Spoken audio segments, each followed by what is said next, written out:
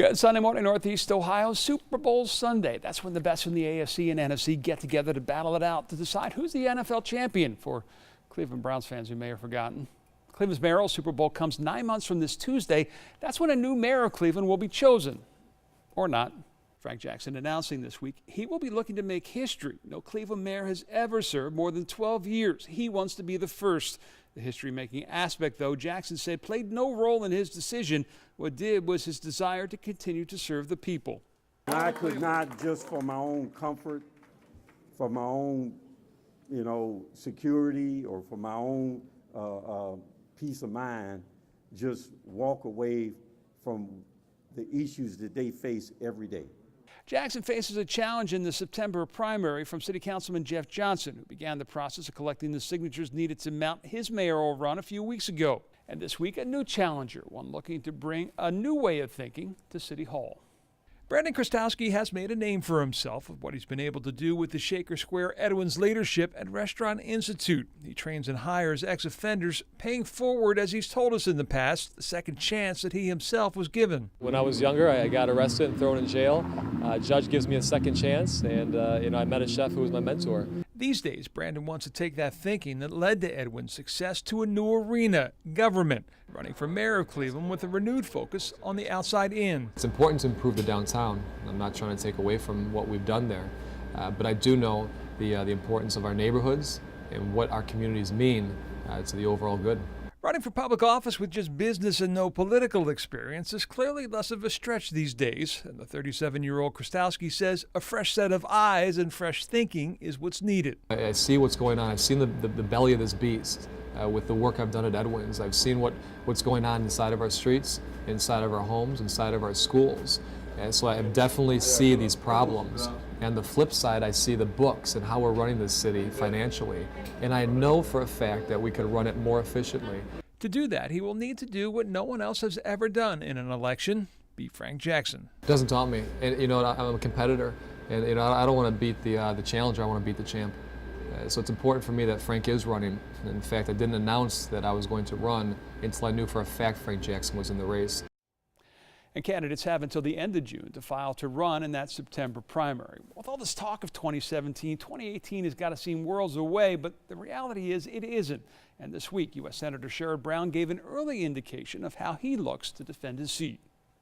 Minutes after President Trump's selection of Neil Gorsuch, Ohio Senator Sherrod wasted no time in coming out in full opposition to the pick.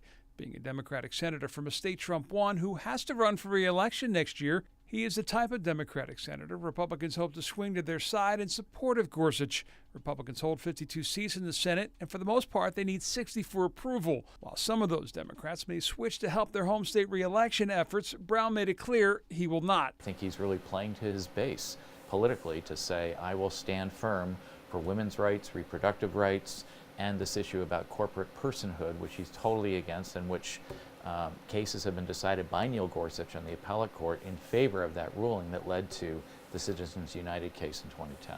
Politically working for Sherrod is this thought. The last time a Republican president faced a midterm election was 2006, and Republicans in Ohio were controlling all of the statewide seats, but the Democrats that year, including Sherrod, won back all but one of them. And while Brown may oppose Trump's picks, he will have something to sell to Trump supporters. He supports what Trump is doing related to trade agreements, pulling out of TPP, renegotiating NAFTA, and he certainly supports the idea of increasing spending on infrastructure, which again plays to his base for jobs and labor. And along those lines, Brown had to be happy to see that one of the projects on the president's top 10 list of infrastructure priorities was right here in Cuyahoga County. A Trump administration draft list of infrastructure priorities has at number 10, Project Clean Lake. That's a $3 billion 25-year project to essentially guarantee water that runs into Lake Erie from storm sewers, showers, and bathrooms is clean. The Northeast Ohio Regional Sewer District is under a federal mandate to limit the overflow of untreated water that flows from tunnels like this into the lake during storms. In 2015, I went in. Back in the early 70s, a good 9 billion gallons of untreated water would flow through century-old tunnels like these directly out into the lake. Now, over the last 4 decades, they've been able to cut that down to about 4 billion. The goal eventually, get it down to under $500 million. To do that, they're building 7 tunnels around 250 feet underground that stretch anywhere from 2 to 5 miles in length. It's a holding area, if you will, for the runoff during a storm. Once it passes, it can be pumped out, treated, and released cleanly into the lake. 5 years in, 2 tunnels are complete. It's been a project entirely funded by ratepayers who have seen their bills go up around 10% a year. So consequently, our rates have are getting pretty high up there, competitive with gas and electric now, and certainly our customers are feeling it. That's what makes the potential of any federal help in any form welcome. Anything money we get out of Washington would be helpful, whether it be a grant or even in lower interest loans, but it remains to be seen how that's going to work with this Congress and whether they're going to be able to find the money to put to the program. Well, regardless of what happens with that federal money, Koch says there's also good news in the fact that they are right now $300 million under budget through the first 5 years of this $3 billion project. With Democracy 2017, I'm John Kosich. Enjoy your Sunday.